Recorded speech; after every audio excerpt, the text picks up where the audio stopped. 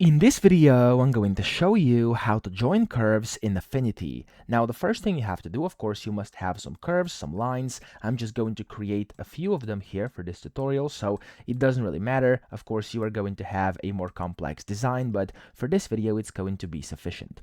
Now, when you do that, you have to click on this node tool over here on the left-hand side, and you want to click on the first curve, first line, whatever, and then hold down your Shift key and click on all the other ones you would like to basically join the curves off.